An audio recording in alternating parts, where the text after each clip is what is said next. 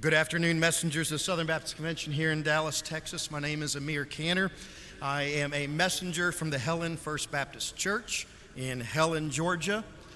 Behind me stands the Committee on Committees that was appointed by our president, Dr. Steve Gaines, and they have worked faithfully to put together our motion for this afternoon for the Committee on Nominations. And so I want to give you just a few brief facts as we stand together as a committee for this recommendation and for this motion. For these nominees that will be for the Committee on Nominations, the average attendance for the churches represents exactly who Southern Baptists are, from the smallest averaging 15 in attendance to the largest reaching nearly 3,000 in attendance. More than 50% of those who are recommended to you today have churches that have less than 250 normally in the service on a Sunday morning. Gratefully, the average amount of cooperative program given that is from these churches is 7.7%, with the average amount of baptisms per church from these 68 nominees for 23 and a total of 1,568. It is also thankful that the ethnic makeup is quite diverse, with 21% being non-Anglo. These include African Americans, Hispanics, Asians that are included Chinese, Korean, as well as Native Americans, and 28% of which are women who will be serving on the Committee on Nominations that we are making this motion. And most important, I can tell you, is the 68 of us have worked together, is while racial diversity has been so important, while getting everybody represented from small churches or large churches, and while it is important that cooperative program be centralized, as our president has spoken so well, as well as the Great Commission, the crucial aspect is all of these have been brought together by the blood of our Lord Jesus Christ. They are born again, blood-bought believers in Jesus who are unified for the convention, for the Great Commission, blending with the Great Commandment. So, Mr. Chairman, Mr. President, I move for the motion to accept the Committee on Nominations. Question is on the adoption of the report of the Committee on Committees as printed in your convention bulletin. Are you ready for the question? Question is on the adoption of the report of the Committee on Committees. As many as are in favor of adopting the report, please raise your ballots. Thank you. Lower your ballots. Those opposed, raise your ballots. Lower your ballots. The affirmative has it, and the report is adopted. Thank you, Dr. Cantor.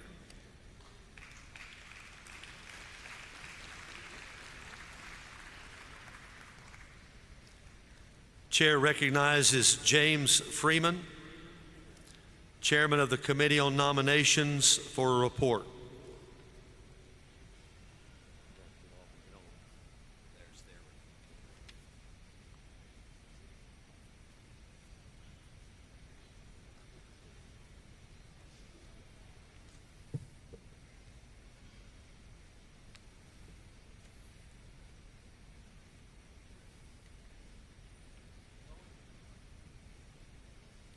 Mr. President, the Committee on Nominations was tasked to prepare its report pursuant to Bylaw 15 of the Southern Baptist Convention. Your committee of 68 members representing each of the 34 qualified states throughout the year have carefully followed the provisions of our Constitution and bylaws and the governing documents of our respective convention entities. In accordance with Bylaw 15, the committee took pains to make sure that the committee negotiated the tradition of promoting continuity of service by renominating persons eligible to serve second terms, fulfilling the various requirements of local and state representation, and balancing of minister and laypersons, ministry needs of the convention entities, and the desire to assure that our convention entities reflect the diversity of the Southern Baptist Convention. In total, we nominate 78 new individuals to positions. Over 40% of the new lay nominees are female. The balance of the new nominees reflect the diversity of our denomination. Pew Research indicates that 6% of Southern Baptists are African American, while 7.6% of our new nominees are. Pew Research indicates that less than 1% of Southern Baptists are Asian, while 2.5% of our new nominees are. Finally, Pew Research indicates 3% of Southern Baptists are Latino in ethnicity, while 2.5% of our nominees are. All our nominees are from churches giving 10% or more, or from churches experiencing rapid increases in annual giving toward that 10%. Our daily report is printed on pages 18 and 21 of the daily report. I do need to indicate that the report that was published this morning has two factual errors that we need to correct. The first is on page 19 under the nominees for Lifeway Christian Resources. The church for Derek Burt needs to be corrected to read First Natchez. Second, on page 21 under the nominees for Gateway Seminary, the church for Michael Day needs to be corrected to read Faith Bartlett. Mr. President, we move the adoption of our report as corrected, which is found on pages 18 through 21 of the daily report. Thank you, Mr. Freeman. The question is on adopting the report of the Committee on Nominations as printed in the convention bulletin. Are you ready for the question? Microphone 4A, will you please state your amendment? Yes, Mr. President, my name is Trevor Atwood. I'm a messenger from City Church in Murfreesboro, Tennessee. Mr. President, I would like to make an amendment to the report, which can be found on page 21 of today's bulletin under the Ethics and Religious Liberty Commission. Specifically, I would like to amend the report by striking the name Richard P. Bott of Lenexa Baptist Church and replace it with Dan R. Anderson of Prairie Hills Baptist Church in Augusta, Kansas. Mr. President, if this amendment receives a second, I'd like to speak to my amendment, if I may. Is there a second? All right, you may speak to it. Mr. President, I am grateful to serve as the chairman of the Board of Trustees of the Ethics and Religious Liberty Commission. Standing around me are the elected officers of our board. Standing with me also is Dr. Bob Mills, State Exec for the Kansas-Nebraska Convention of Southern Baptist, and also our trustee, Dan Anderson. I'm asking the messengers today to right a wrong and to allow Dan Anderson to serve the second term that he is eligible for, qualified for, and eager to serve, and which he has been denied by the Committee on the Nominations. Dan Anderson has served our board over the last 4 years with excellence, and though eligible to serve a second term, was made to feel as if he was fired.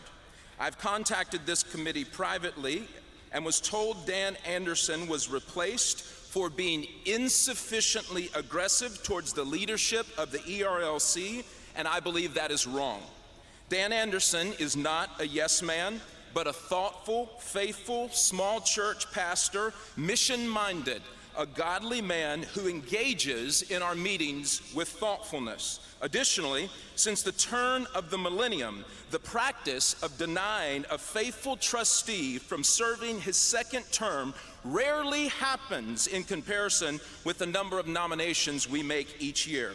This move by the committee reeks of unethical impropriety that is not seeking godly unity, but seeking to undermine our leadership and mission. Denying this man makes no sense. I believe there is more going on here than we are being led to believe. Dan Anderson is standing next to me today.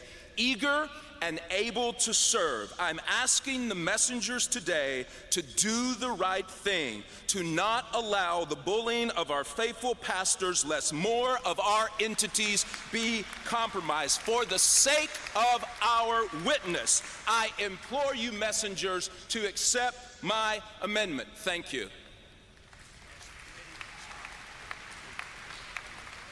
Ask you to respond, please. Mr. President, our board took very seriously the aspect with regard to continuity of leadership, and specifically even with ERLC, the report will show that we are renominating all those that are eligible for renomination other than the individual from the Kansas slate. Having said that, as this body knows, Bylaw 15 says that our job as a committee is to recognize the principle that the people we nominate should represent the constituency of the convention rather than the staff of the entity. With that regard, I'm unfamiliar with any conversation that Mr. Atwood just stated. That most certainly was not the discussion of our committee. This position is a state appointment. Both of the Kansas-Nebraska members of our committee spoke with the individual whose current term is expiring, and independently after that discussion and after much prayer and reflection concluded that it was appropriate to nominate another individual for the Kansas-Nebraska slot. Thereafter, the committee as a whole discussed it extensively on multiple occasions and unanimously agreed with the recommendation of the Kansas-Nebraska slot. It is not our desire to use this forum and our limited time to publicly discuss any specific issues that are personal to the individual as to why that specific individual was not renominated for a second term, but to discuss the broad outline and focus on the positives of why the committee elected to nominate Brother Bott. Mr. Bott is an active and committed member of a vibrant Kansas church which baptized 193 people last year and abundantly supports the cooperative program. Mr. Bott has an MBA from Harvard, is a former chairman of the board of the National Religious Broadcasters and chairman of the Public Policy Committee. He serves on the board of governors of the Council for National Policy. Mr. Bott has an established and recognized history of representing conservative moral issues in today's culture and modern media environment. He is well-versed and established in engaging the culture with the gospel of Jesus Christ and speaking to the issues in the public square for the protection of religious liberty and human flourishing as the ERLC's mission states. Simply stated, there are less than a handful of individuals with Mr. Bott's qualifications. We as a board unanimously stand behind our full slate of balanced nominees, including Mr. Bott, and request that this amendment be denied. 1A, do you wish to speak for the amendment? I do. Thank you, Mr. President. My name is Nathan Gunter. I'm a messenger from Lansing First Southern Baptist Church in Lansing, Kansas. I don't know that I can add much in terms of eloquence to what my brother presented in the original amendment. What I can do is stand and speak to the character of Dan Anderson. I've known Dan for 12 years. He was the pastor at Prairie Hills in Augusta when I began serving my first full-time pastorate in a nearby city in his association. Dan consistently welcomed me, encouraged me, and helped me find my footing early in ministry. Over the last 12 years, I've watched him engage in support and ministry with our local association, with our state convention, and I was thrilled when I saw him nominated a few years ago to serve as our ERLC trustee from Kansas, Nebraska. I don't have anything negative to say about Mr. Bott being nominated, but what I'm deeply concerned about is the precedent that we may be setting in replacing a faithful and affected and well-known trustee who has served well for 4 years. If you look through the list of nominations on page 18 through 21, you'll notice that there are 78 trustees being listed as eligible for renomination for a second term. Of those 78, Dan Anderson is the only individual who is not being renominated for a second term. If that's the case and we've not acted in this way before, I believe that the nominating committee would owe us an explanation of why this man would be taken out of this position. If the chairman of his trustee committee is vouching for his effectiveness and faithfulness, I think for the sake of transparency and accountability, we deserve to hear more. Time has expired. The time has expired. The question is on amending the report of the Committee on Nominations by striking the name Richard Bott II, which is the committee's nominee, and inserting the name of Dan Anderson, the nominee from the floor for the ERLC. If you wish to replace the committee's nominee, Mr. Richard Bott, with the nominee from the floor, Mr. Dan Anderson, you should vote for the amendment. If you oppose replacing the committee's nominee, you should vote against the amendment. Those in favor of the amendment, please raise your ballots.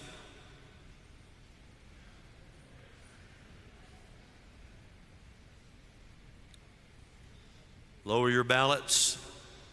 Those opposed to the amendment, please raise your ballots.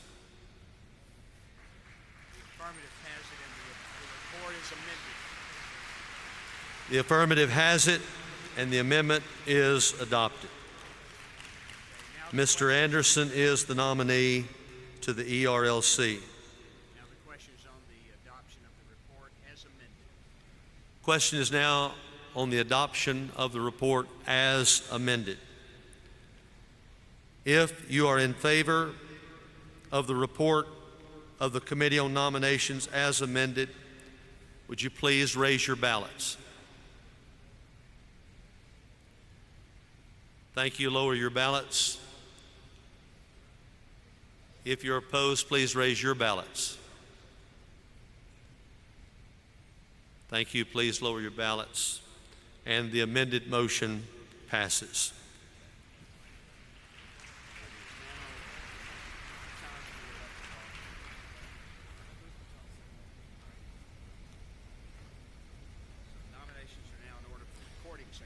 Nominations are now in order for the recording secretary.